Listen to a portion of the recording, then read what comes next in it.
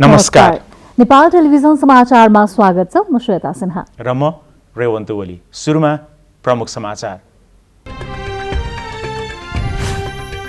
प्रधानमन्त्रीद्वारा सङ्खुवा सभा स्थित किमाथाङका नाका र राष्ट्रिय गौरवका आयोजनाहरूको निरीक्षण, समयमै काम सम्पन्न गर्न निर्देशन।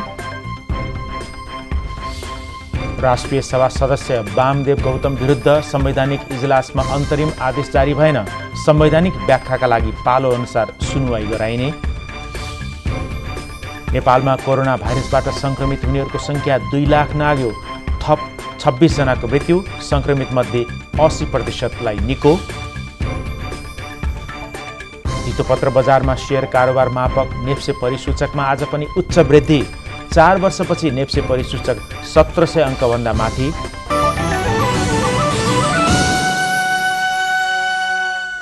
समाचार अब विस्तारमा। प्रधानमन्त्री केपी शर्मा ओली आज सङ्खुवा सभाका विभिन्न राष्ट्रिय गौरवका आयोजनाहरूको स्थलगत निरीक्षण गर्नुभई ती आयोजनामा भइरहेका प्रगतिबारे जानकारी लिनुभएको छ। प्रधानमन्त्री ओली आज नेपाल चीन सीमानाका किमाथाङका पुग्नुभयो। यस्तै अरुण तेस्रो जलविद्युत आयोजना र निर्माणाधीन उत्तर दक्षिण कोशी राजमार्ग पनि निरीक्षण गर्नुभई आवश्यक निर्देशन समेत प्रधानमन्त्रीले दिनुभएको छ।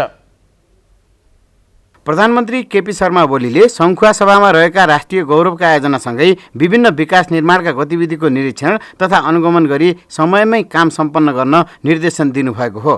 प्रधानमन्त्री ओलीले चीनसँग नाका जोडिएको भोटेखोला गाउँपालिका वडा नम्बर 1 स्थित किमाथाङका नाकाको अवलोकन गर्नुभयो।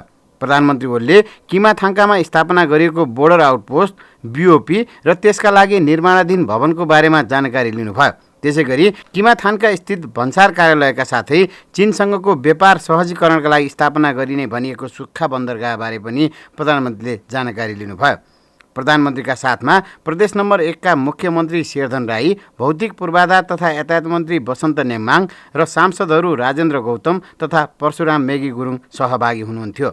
किमाथाङका पछि प्रधानमन्त्री ओलीले भोटेखोलाकै वडा नम्बर 3 मा पर्ने चाङमाताङ पुगेर राष्ट्रिय गौरवको निर्माणाधीन उत्तर दक्षिण कोशी राजमार्गको निरीक्षण गर्नुभयो। चाङमाताङमा नेपाली सेनाले सडकको ट्र्याक खोल्ने काम गरिरहेको छ।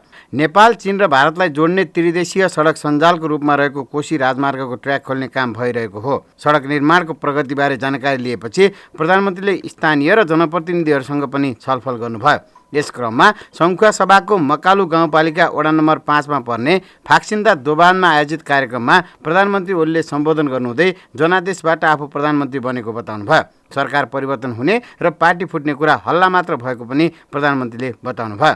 जनताले आवश्यकता देखेर, देशको आवश्यकता बुझेर, जनताको भोटबाट, जनताको मायाबाट म देशको प्रधानमन्त्री भएको हुँ। पार्टीभित्रका समस्याहरू म अध्यक्ष छु, तपाईँहरू किन चिन्ता गर्नुहुन्छ? यो पार्टी यत्तिकै बनेको होइन। 50 वर्ष अगाडि त्यस बेलादेखि टुटे फुटेको पार्टी मिलाउँदै मिलाउँदै मिलाउँदै यहाँ पुर्याएको। नजिकै आएर नभेटेकाले, कुरा नबुझेकाले अहिले पनि गाली गर्छ।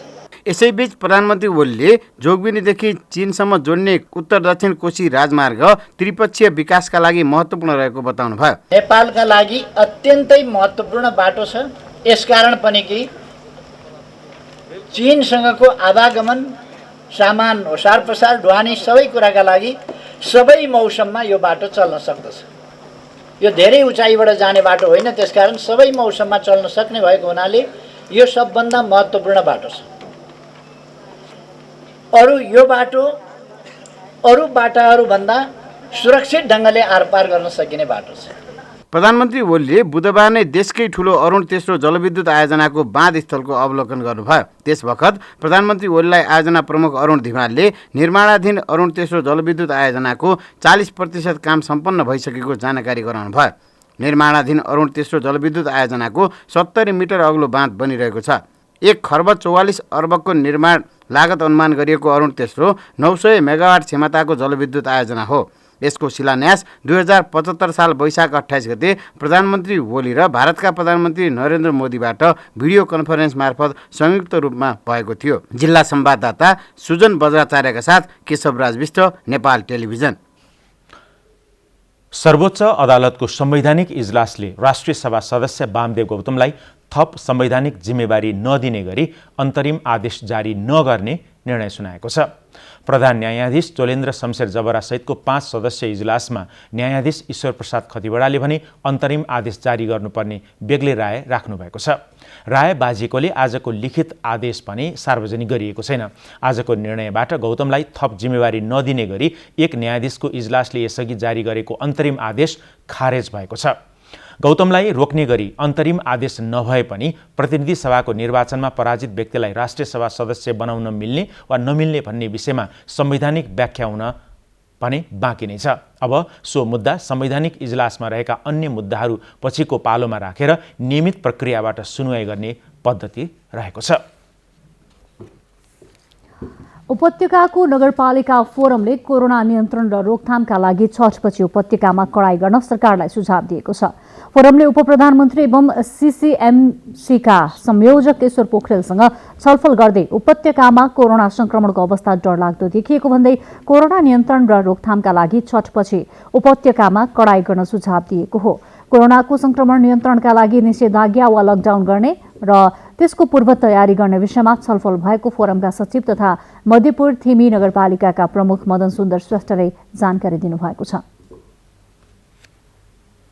एउटा चाहिँ अलि कडाइका पूर्वक वास्तविक रूपमै के निषेधाज्ञा छ, एउटा लकडाउन चेन ब्रेक गर्नको लागि निषेधाज्ञा छ, लकडाउन गर्ने हो कि भन्ने सन्दर्भमा छलफल भएको छ।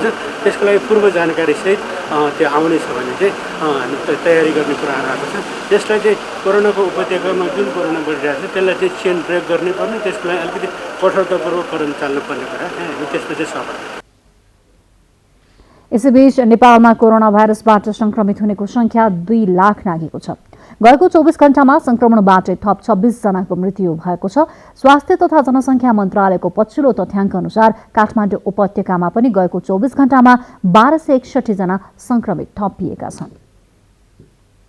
स्वास्थ्य तथा जनसङ्ख्या मन्त्रालयका अनुसार पछिल्लो पटक देशभर थप 2569 जना संक्रमित थपिएपछि संक्रमितको कुल संख्या 2,02,329 जना पुगेको छ।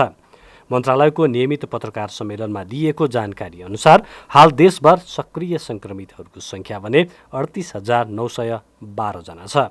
पछिल्लो पटक काठमाडौँमा 906, ललितपुरमा 204 र भक्तपुरमा 81 जना गरी उपत्यकामा मात्रै 1,261 जना संक्रमित थपिएका छन्।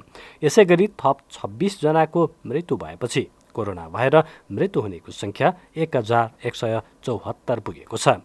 विगत 24 घण्टामा 1,666 जना भने संक्रमण मुक्त भएका छन्। संक्रमितको तुलनामा निको हुनेको संख्या 80% रहेको पत्रकार सम्मेलनमा मन्त्रालयका प्रवक्ता डाक्टर जागेश्वर गौतमले जानकारी दिनुभयो। आज देशभरि जम्मा सक्रिय संक्रमितहरूको संख्या 38,912। नेपालमा आजको पीसीआर जम्मा 10,081 छ र यो गरी जम्मा 15,74,295 परीक्षण भएको छ। गत 24 घण्टामा नयाँ संक्रमितको संख्या 2,569 रहेको छ। यसैबीच मन्त्रालयले अबदेखि हप्ताको एक दिन बुधबार मात्रै पत्रकार सम्मेलनको आयोजना गरी कोभिड-19 को अद्यावधिक विवरण सार्वजनिक गर्ने भएको छ। यसैगरी मन्त्रालयले 7वटै प्रदेशमा होम आइसोलेसनमा रहेका कोभिड-19 संक्रमितहरूका लागि टेलिमेडिसिन मार्फत सल्लाह, परामर्श एवं कन्सल्टेसन सेवाका लागि सबै प्रदेशमा 1-1वटाको दरले हब अस्पताल तोकेको छ। मन्त्रालयले चिकित्सा विज्ञान राष्ट्रिय प्रतिष्ठान वीर अस्पताललाई भने टेलिमेडिसिनको हब अस्पताल तोकेको छ। मन्त्रालयले होम आइसोलेसनमा रहेका कोभिड-19 संक्रमितहरूका लागि टेलिमेडिसिन मार्फत मन्त्री परिषदले तोकेको शुल्क लिएर सेवा प्रदान गर्न चाहने स्वास्थ्य संस्थाहरूलाई स्वास्थ्य सेवा विभागमा सूचीकृत हुनका लागि सूचना पनि जारी गरेको छ। सरकारले मङ्सिर 2 गते किजा पूजाको अवसरमा सार्वजनिक बिदा दिने निर्णय गरेको छ। मन्त्री परिषदको कार्तिक 24 गते बसेको बैठकले किजा पूजाको अवसरमा सार्वजनिक बिदा दिने निर्णय गरेको हो। गृह मन्त्रालयले आज एक विज्ञप्ति जारी गरी किजा पूजाको दिन मङ्सिर 2 गते मंगलबार नेपालभर सबै सरकारी कार्यालय, सार्वजनिक निकाय, सङ्घ संस्था, शिक्षण संस्थाहरू समेतमा सार्वजनिक बिदा दिने निर्णय गरिएको जनाएको छ। विशेष गरी नेवार समुदायले किजा पूजा भाइटिकाको भोलिपल्ट मनाउने गर्छन्। सञ्चार तथा सूचना प्रविधि मन्त्रालयले गत आर्थिक वर्षको वार्षिक प्रगति विवरण सार्वजनिक गरेको छ। मन्त्रालयमा आज आयोजित एक कार्यक्रममा सञ्चार तथा सूचना प्रविधि मन्त्री पार्वत गुरुङले वार्षिक प्रगति प्रतिवेदन सार्वजनिक गर्नुभएको हो। त्यसबखत मुद्रण विभाग, हुलाक सेवा विभाग लगायतका मन्त्रालय अन्तर्गतका निकायहरूले आफ्नो कार्य प्रगति र चुनौतीबारे जानकारी प्रस्तुत गर्नुभएको थियो। सो कार्यक्रममा सञ्चार तथा सूचना प्रविधि मन्त्री गुरुङले सम्बन्धित निकायहरूलाई योजनाहरूको निर्माण र कार्यान्वयनलाई प्रभावकारी रूपमा अघि बढाउन निर्देशन दिनुभयो। उहाँले आवश्यक सहयोगका लागि सरकार पूर्ण प्रतिबद्ध रहेको समेत मन्त्री गुरुङले त्यसबखत बताउनुभयो। विषयमा हामीले अलिक पुनः एउटा चाहिँ एकचोटि फिल्ड भिजिट पनि गर्ने र फर्केर आइसकेपछि पनि हामीले आवश्यक एउटा चाहिँ अर्थ मन्त्रालयसँग अब क्याबिनेटको कानुनको कुरा पनि छ। सँगै यस्ता चाहिँ हरेक प्रोग्रामलाई बहुउद्देश्यमा लानको निम्ति हामीले पहल गरेर यसको सबै कुरोलाई प्रक्रियालाई चाहिँ सँगसँगै अगाडि बढाउनको निम्ति आवश्यक हामीले छलफल गर्नुपर्ने, आवश्यक रणनीति लिनुपर्ने र हामीले आवश्यक निर्णय प्रक्रियामा जानुपर्ने देखिन्छ। सञ्चार तथा सूचना प्रविधि सचिव हरिप्रसाद बस्यालले मन्त्रालय अन्तर्गतका निकायहरूको कार्य प्रगतिप्रति सन्तोष प्रकट गर्नुहुँदै थप गतिशीलताका साथ काम गर्न कर्मचारीहरूलाई आग्रह गर्नुभयो।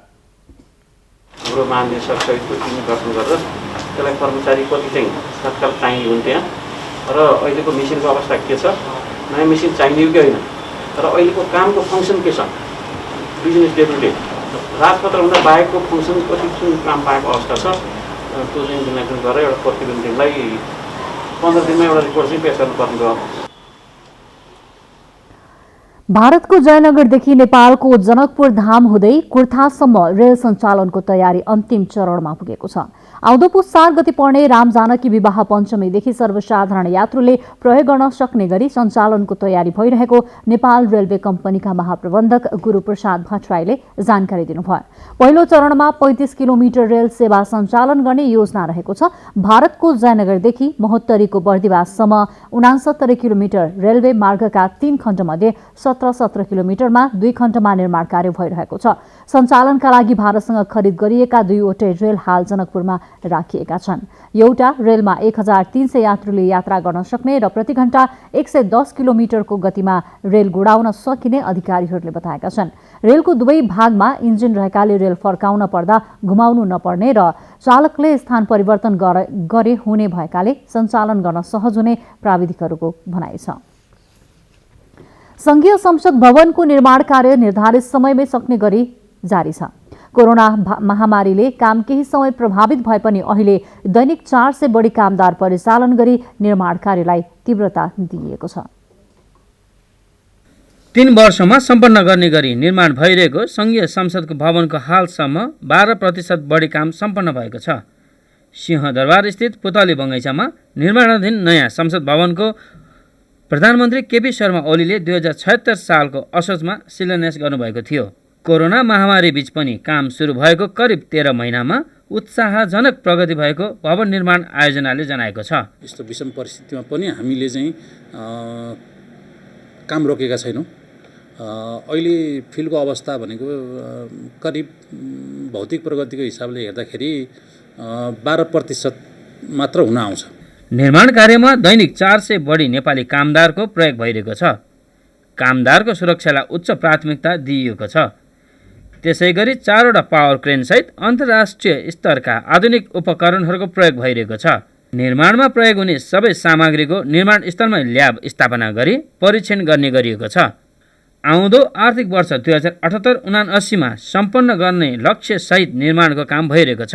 टार्गेट हामी मिट गर्छौँ भन्ने हामीले अपेक्षा गरेका छौँ। यसको लागि सम्बन्धित निर्माण व्यवसायी र हाम्रो चाहिँ सुपरभिजन कन्सल्टेन्ट परामर्शदातालाई हामीले चाहिँ बारम्बार प्रोग्रेस लिएर त्यसपछि त्यो ल्यागिङ भएको समयलाई कसरी हामीले चाहिँ तोकिएको समयभित्र सम्पन्न गर्न सकिन्छ हामीले यो प्लानिङ गरिरहेका छौँ। निर्माण स्थलमा नेपाली सेनाले प्रयोग गरिरहेको स्थान पनि अबको 15 दिनमै खाली गर्ने सहमति भएकोले त्यसपछि काम गर्न थप सहज हुने आयोजनाले जनाएको छ। 173 रोपनी 8 आना क्षेत्रफलमा बन्ने नयाँ संसद भवन निर्माणका लागि करिब 7 अरब रुपियाँ खर्च हुने अनुमान गरिएको छ। नयाँ संसद भवन निर्माण स्थलमा 8 मुख्य र 4 सहायक गरी 12 भवन बन्दैछन्। नयाँ निर्माण हुने सबै भवन परम्परागत शैलीका हुनेछन्। नयाँ बन्ने संसद भवनमा प्रतिनिधि सभाका लागि 400 सिटका साथै पत्रकार, दर्शक र आगन्तुकका लागि थप 500 सिट रहनेछन्। यसै गरी राष्ट्रिय सभा भवनमा झन्डै 100 अट्ने ठुलो हल र दर्शक तथा आगन्तुकका लागि 500 सिट रहनेछन्। अति विशिष्ट व्यक्तिहरूको कार्यालय भवन, पुस्तकालय, सङ्ग्रहालय, संसदीय दलको कार्यालय भवन, संसदीय समिति भवन, संसदीय सचिवालय लगायतको संरचना बन्ने नयाँ संसद भवनमा 700 सवारी साधन पार्किङ गर्न मिल्ने गरी डिजाइन गरिएको छ। शिव पङ्गेनी, नेपाल टेलिभिजन। बागमती प्रदेश सरकारले काठमाडौँको दक्षिणकाली नगरपालिका र फर्पिङमा सामुदायिक शिक्षाको गुणस्तर बढाउन योजना लागू गरेको छ। यसै क्रममा सामुदायिक विद्यालय तथा क्याम्पसको भौतिक पूर्वाधार निर्माणको काम प्रदेश सरकारको सामाजिक विकास मन्त्रालय मार्फत अघि बढेको छ। बागमती प्रदेश सरकारले सामुदायिक विद्यालय तथा सामुदायिक क्याम्पसको शिक्षाको गुणस्तर बढाउने कार्यलाई प्राथमिकता दिएको छ। निजी भन्दा सामुदायिक क्षेत्रबाट सञ्चालित संस्थाको गुणस्तरमा कमी आइरहेकोले सुधारको लागि यसतर्फ लगानी बढाइएको बागमती प्रदेशका सामाजिक विकास मन्त्री युवराज दुलाल बताउनुहुन्छ। विद्यालय र सामुदायिक क्याम्पस दुवैको भौतिक संरचनाको सुदृढीकरण र शैक्षिक गुणस्तर सुदृढीकरण गर्नको लागि विद्यालयका सम्पूर्ण शैक्षिक सामग्रीहरूको व्यवस्थापन गर्ने, शिक्षकहरूलाई तालिम दिने लगायतका कार्यक्रमहरू प्रदेश सरकारको तर्फबाट सञ्चालन भइराखेको छ। यसै प्रदेशको दक्षिणकाली नगरपालिकाले पनि शिक्षकको क्षमता अभिवृद्धि, विद्यालयको पूर्वाधार निर्माणमा जोड दिएको नगर प्रमुख मोहन बस्नेतले जानकारी दिनुभयो। नगरपालिकाले माध्यमिक विद्यालयको कक्षा कोठाहरूमा चाहिँ सीसी क्यामेराहरू जडान गर्ने र दैनिक यो शैक्षिक गतिविधि सञ्चालन गर्नको लागि आवश्यक सहयोग पनि त्यसरी नै पुर्याइराखेको छ। यसैबीच बागमती प्रदेश सरकारको 40 लाख रुपियाँको सहयोगमा बन्न लागेको काठमाडौँको फर्पिङ स्थित शिखरापुर सामुदायिक क्याम्पसको नयाँ भवनको शिलान्यास गरिएको छ। 1 करोड 60 लाख रुपियाँको लागतमा बन्ने भवनमा कृषि प्राविधिक शिक्षालय तथा स्नातकोत्तर तहको पठन पाठन हुनेछ। करिब 300 जना विद्यार्थी स्नातक तहमा अध्ययन गरिरहेको छ। सो क्याम्पसले बागमती प्रदेश सरकारको छोरी बुहारी उच्च शिक्षा कार्यक्रम समेत सञ्चालन गरिरहेको छ। ईश्वर महर्जन, नेपाल टेलिभिजन, फर्पिङ। दोलखा जिल्लामा भारत सरकारको सहयोगमा 17वटा स्वास्थ्य चौकी पुनर्निर्माण हुने भएका छन्। 5 वर्ष अघि भूकम्पले स्वास्थ्य संस्थाको भवन क्षतिग्रस्त भएपछि अहिले पुनर्निर्माणको काम अघि बढेको हो। भारतीय सरकारको सहयोगमा निर्माण हुन लागेका स्वास्थ्य चौकीका भवनमध्ये 2वटा ठेक्का मार्फत प्रक्रिया अघि बढेको छ भने बाँकी 15वटाको केन्द्रीय आयोजना कार्यान्वयन भवनबाट स्वीकृत हुने प्रक्रियामा रहेको जिल्ला आयोजना कार्यान्वयन इकाइ भवनका सूचना अधिकारी अनन्त पौडेलले जानकारी दिनुभयो। नेपाल सरकारको गत आर्थिक वर्षदेखि पुनर्निर्माण थालेको 9वटा मध्ये एउटाको काम सम्पन्न भएको छ भने 6वटाको 80% काम सम्पन्न भइसकेको सो इकाइले जानकारी दिएको छ। स्वास्थ्य सेवा कार्यालय हुम्लाको प्रशासनिक भवन निर्माण सम्पन्न भएको छ। भवन डिभिजन जुम्ला मातहतको नवनिर्मित भवनको कर्णाली प्रदेश प्रमुख गोविन्द प्रसाद कलौनीले आज उद्घाटन गर्नुभयो। त्यसबखत उहाँले विकासका लागि सबै जनता एकजुट भएर अघि बढ्नुपर्नेमा जोड दिनुभयो। प्रशासनिक भवन 2 करोड 98 लाख रुपियाँमा बनेको हो। सो भवन निर्माण भएको स्वास्थ्य सेवा कार्यालय हुम्लाका प्रमुख प्रेमबहादुर सिंहले जानकारी दिनुभयो। सामाजिक सुरक्षा भत्ता वितरण कार्य व्यवस्थित हुन नसक्दा दैलेखमा ज्येष्ठ नागरिकहरूलाई कोरोना संक्रमणको जोखिम बढेको छ।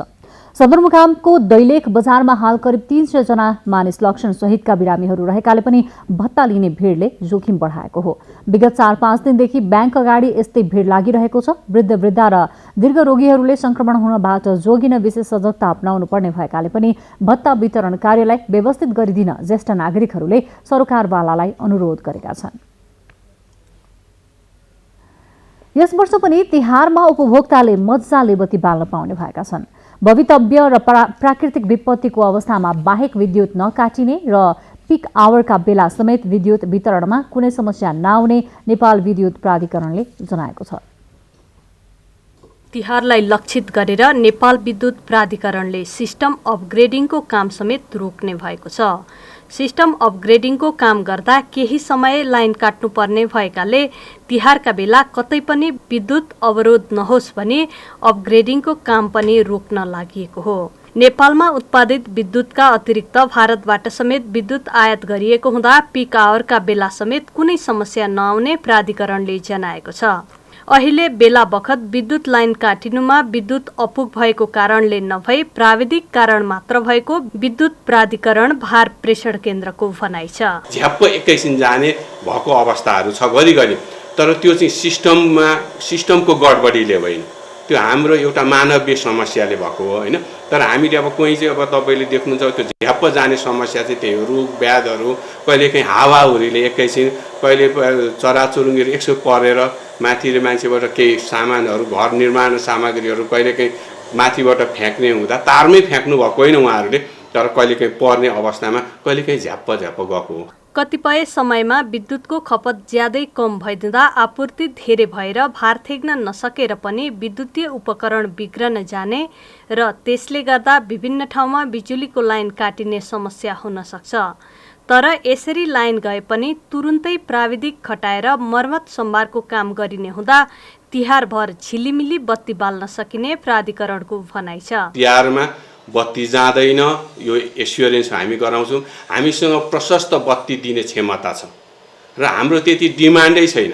हामीसँग सप्लाई नै धेरै छ अहिले, तर त्यो अनुसारको डिमान्ड छैन। त्यो भएको हुनाले तिहारभरि हामी कुनै मर्मत सम्भारको काम पनि गर्दैनौँ। जे जति गर्ने पहिले नै हामी गरिसकेका छौँ। अब आउने दिनहरू तिहार अवधि भयो। तिहार भनेको चाहिँ के भने बत्तीको पर्व हो। त्यो हुँदाखेरि बिहान दिउँसो बेलुका जति बाल्न सक्नुहुन्छ बाल्नुहोस्, ढुक्क भएर बाल्नुहोस्। नेपालमा अहिले दैनिक 1000 मेगावाट विद्युत उत्पादन हुँदै आएको छ। पीक आवरका लागि नपुग भएको करिब 200 मेगावाट विद्युत भने भारतबाट आयात गर्ने गरिएको छ। क्यामेरामा कुमार शर्मा र शिव पङ्गेनीका साथ सल्लोजा दाहाल, काठमाडौँ। विराटनगरको सेन्ट्रल मलमा रहेको सेन्ट्रल बजारलाई वाणिज्य आपूर्ति तथा उपभोक्ता हित संरक्षण कार्यालय विराटनगरले 2 लाख रुपियाँ जरिवाना गरेको छ। सेन्ट्रल बजारमा राखिएको काजु बिक्रीमा 100% भन्दा बढी मुनाफा लिएको पाइएपछि वाणिज्य कार्यालय नेतृत्वको अनुगमन टोलीले जरिवाना लगाएको हो। सेन्ट्रल बजारले प्रति किलो 1165 रुपियाँमा खरिद गरेको काजु 2250 रुपियाँमा बिक्री गरेको पाइएपछि जरिवाना गरिएको कार्यालयका प्रमुख सन्तोष पोखरेलले जानकारी दिनुभयो। कोरोनाको जोखिमकै बीच तिहार पर्व नजिकिएसँगै किनमेल गर्न काठमाडौँका बजारमा भिड बढेको छ। तिहारको किनमेल गर्दा स्वास्थ्य सावधानी अपनाउन स्वास्थ्य तथा जनसङ्ख्या मन्त्रालयले आग्रह गर्दै आएको छ। कोरोनाको जोखिमकै बीच तिहारको किनमेलमा जाँदा कस्ता सावधानी आवश्यक पर्छ त? हेरौँ आजको कोरोना केयरमा।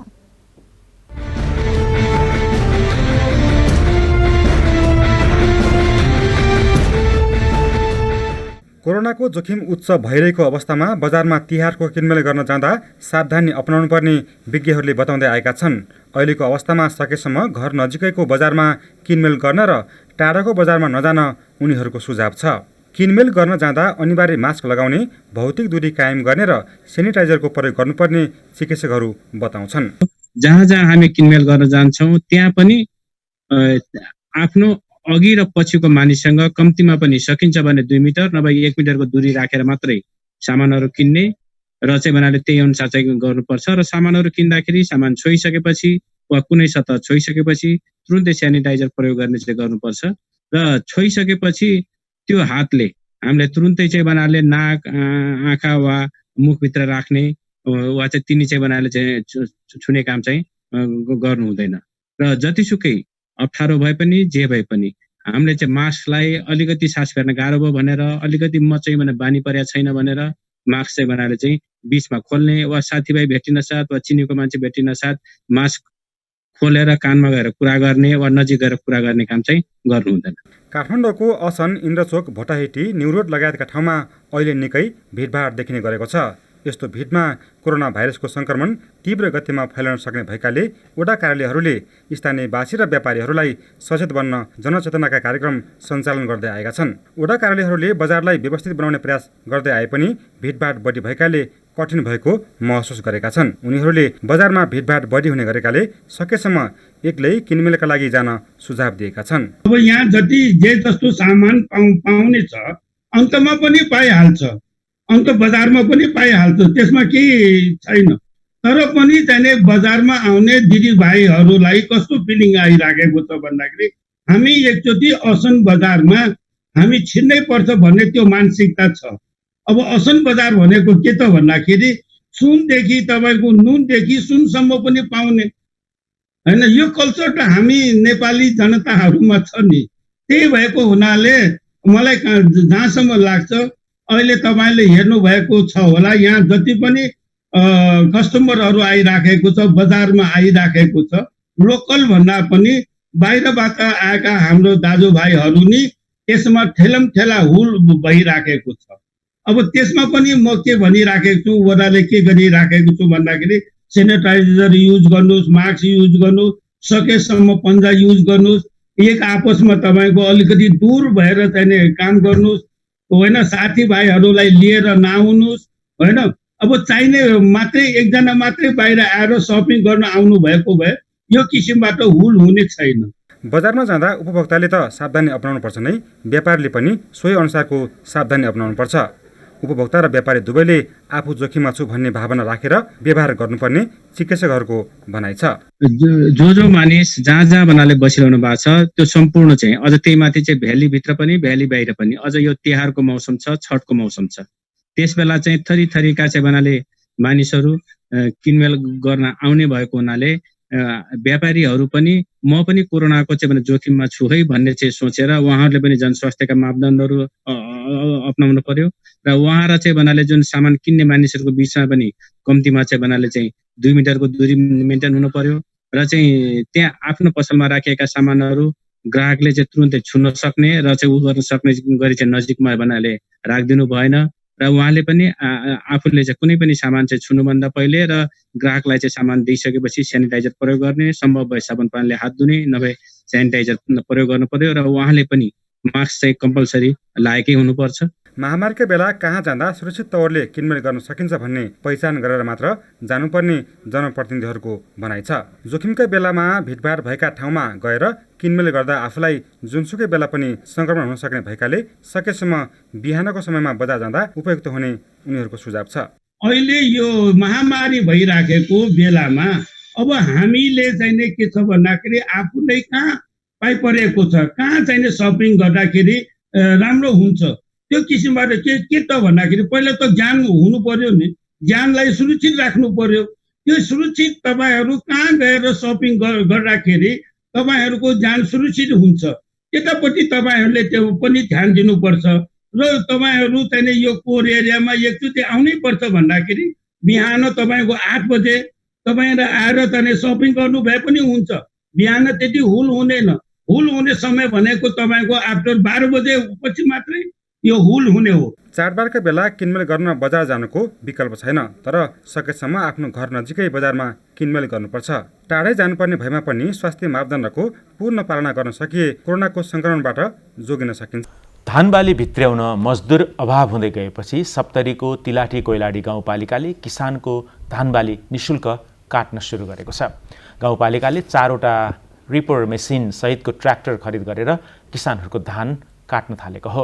मजदुर अभावले किसानलाई धानबाली काट्न धेरै समय लाग्ने भएकाले दलहन तथा तेलहन बाली लगाउन समेत ढिला हुने भएकोले गाउँपालिकाले सघाएको अध्यक्ष सतीश कुमार सिंहले जानकारी दिनुभयो। धान काट्ने मेसिन खेतमा पुगेको देखेर किसानहरूले खुसी व्यक्त गरेका छन्। यसअघि पनि सो गाउँपालिकाले निशुल्क गहुँ काट्ने प्रबन्ध मिलाएको थियो।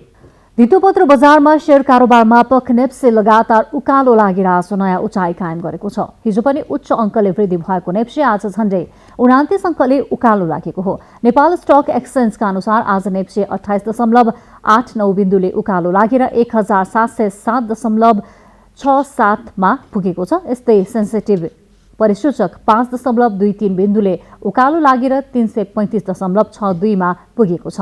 आजको वृद्धिसँगै 4 वर्षपछि नेप्से परिसूचक 1700 अङ्कभन्दा माथि पुगेको हो। आज शेयर बजारमा कुल 195 कम्पनीको 1,25,23,651 किता शेयर 4,09,96,04,742 रुपैयाँमा कारोबार भएको छ। सयपत्री फूलमा चितवन आत्मनिर्भर रहेको फूल किसानहरूले बताएका छन्। तिहार लगायत विभिन्न कार्यक्रमलाई आवश्यक पर्ने सयपत्री फूल चितवनमा नै उत्पादित हुने फूलले पुग्ने गरेको उनीहरूले बताएका हुन्। चितवनमा तिहारलाई लक्षित गरी करिब 30 बिघामा सयपत्री फूल लगाइएको र करिब 60,000 माला उत्पादन हुने गरेको फ्लोरिकल्चर एसोसिएसन चितवनका अध्यक्ष तथा किसान प्रकाश पन्तले जानकारी दिनुभयो। चितवनमा सयपत्री फूल खेती गर्ने किसानहरू विगतको तुलनामा वृद्धि हुँदै गएको किसानहरूले बताएका छन्। प्रमुख समाचार फेरि एकपटक। प्रधानमन्त्रीद्वारा सङ्खुवासभा स्थित किमाथाङका नाका र राष्ट्रिय गौरवका आयोजनाहरूको निरीक्षण, समयमै काम सम्पन्न गर्न निर्देशन। राष्ट्रिय सभा सदस्य वामदेव गौतम विरुद्ध संवैधानिक इजलासमा अन्तरिम आदेश जारी भएन। संवैधानिक व्याख्याका लागि पालो अनुसार सुनुवाई गराइने। नेपालमा कोरोना भाइरसबाट संक्रमित हुनेहरूको संख्या 2 लाख नाग्यो। थप 26 जनाको मृत्यु, संक्रमित मध्ये 80% निको। धितोपत्र बजारमा शेयर कारोबार मापक नेप्से परिसूचकमा आज पनि उच्च वृद्धि। 4 वर्षपछि नेप्से परिसूचक 1700 अङ्कभन्दा माथि। यिनै प्रमुख समाचार सहित राति 8 बजेको यो एनटिभी बुलेटिन यही सकिन्छ। बुलेटिनबाट हामी सबैलाई बिदा दिनुहोस्। नमस्कार।